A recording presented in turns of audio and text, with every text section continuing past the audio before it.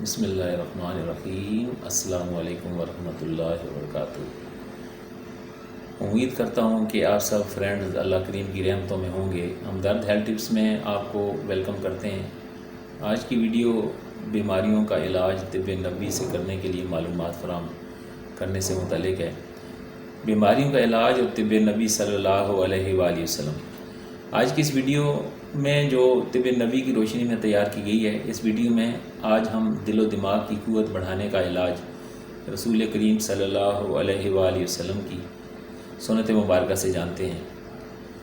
قلب عضو رئیس ہے، ضامن حیات ہے، اعضائے جسم انسانی میں مرکزیت اور الوہیت کا مرکز و مقام رکھتا ہے۔ اس میں خواہشات کی دنیا آباد ہے اور دل سے ہی فیصلوں کا صدور ہوتا ہے، اور وجود انسانی کا مرکز دل ہے۔ انسانی زندگی کی بقا کے لیے ضروری ہے کہ اپنے مرکز دل سے اس کا رابطہ برابر قائم رہے۔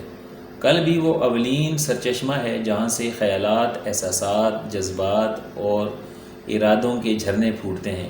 فساد اگر اس میں آ جائے تو سارے کردار میں پھیل جاتا ہے، اور اصلاح بھی اگر اس سرچشمے کی ہو جائے تو پھر ساری سیرت سنور جاتی ہے۔ قلب درست ہو تو یہی عمل مربی و مزکی ہے، یہی مفتی اور یہی جج ہے۔ یہی اگر بگڑ جائے تو پھر بار کی کوئی امداد انسان کو نہیں سنوار سکتی۔ دل انسانی جسم کا اہم اور کلیدی عضو ہے، جو جسمانی زندگی کی طرح فکر و عمل میں بھی بنیادی کردار ادا کرتا ہے۔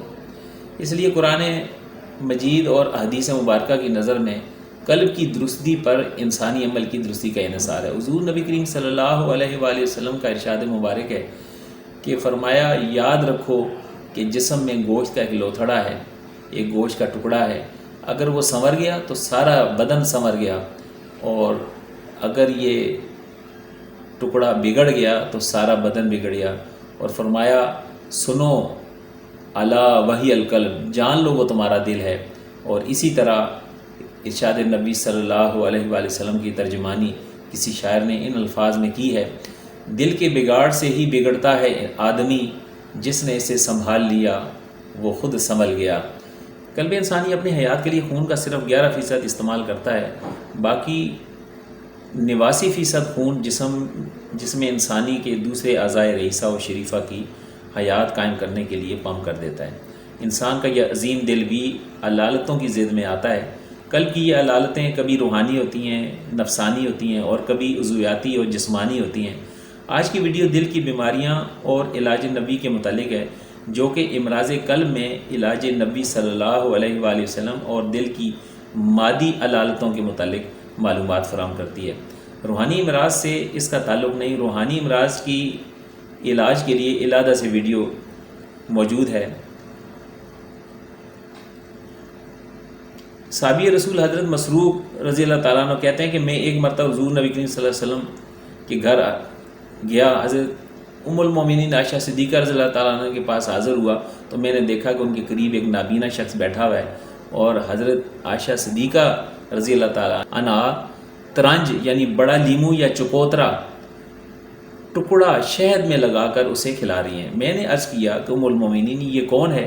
فرمایا، یہ وہ شخص ہے جس کی وجہ سے اللہ تعالیٰ نے اپنے پیارے نبی پر غصہ فرمایا تھا۔ اس واقعے کے متعلق شارحین نے لکھا ہے کہ ترنج شہد کے ساتھ نہار منہ کھانا دل اور دماغ کے لیے انتہائی مفید ہے۔ یہ بات یاد رکھنی چاہیے کہ طب نبوی کا تعلق وحی سے ہے، اور عام دنیاوی طریقہ علاج صرف تجربے سے ہے۔ بعض اتباع نے تجربے کو یقین کے قریب بتایا ہے، لیکن تجربہ ہرگز وحی کے رتبے کو نہیں پہنچ سکتا۔ اس لیے جو شخص طب نبی صلی اللہ علیہ وآلہ وسلم کے ذریعے اپنے جسم کا علاج کرنا چاہتا ہے تو اس شخص کو چاہیے کہ پہلے وہ اپنے دل میں طب نبی کے متعلق اعتقاد و یقین کو مستحکم کر لے، کیونکہ اس کے بغیر طب نبی صلی اللہ علیہ وآلہ وسلم سے فائدہ حاصل نہیں ہو سکتا۔ اعتقاد جس قدر مضبوط ہوگا اسی قدر فوائد حاصل ہوں گے۔ اس لیے مسلمانوں کو چاہیے کہ بیماریوں کا علاج دوا سے بھی کریں اور دعا سے بھی، تاکہ صرف دعا ہی پر بھروسہ نہ رہ جائے۔ اور صحیح بات تو یہ ہے کہ دعا کرنا بھی سنت نبی ہے۔ حضرت اسامہ بن شریک رضی اللہ تعالیٰ عنہ فرماتے ہیں کہ میں ایک روز حضور نبی کریم صلی اللہ علیہ وسلم کی خدمت اقدس میں حاضر ہوا۔ لوگ آپ سے عرض کر رہے تھے کہ اے اللہ کے پیارے نبی، اگر ہم بیماریوں میں دوا سے علاج کر لیا کریں تو کچھ گناہ تو نہیں۔ یہ سن کر حضور نبی کریم صلی اللہ علیہ وسلم نے ارشاد فرمایا، اے اللہ کے بندو دوا کر لیا کرو، اس لیے کہ اللہ نے جتنی بیماریاں پیدا فرمائی ہیں ساتھ ہی ان کی دوا بھی پیدا کی ہے، لیکن مرض الموت اس سے مستثنی ہے۔ تو جاننا چاہیے کہ دل کی بیماریوں کا کوئی بھی علاج نبی سے بہتر نہیں ہو سکتا۔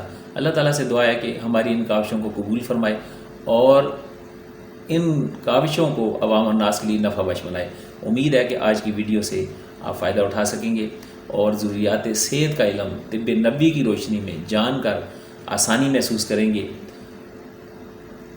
السلام علیکم ورحمۃ اللہ وبرکاتہ۔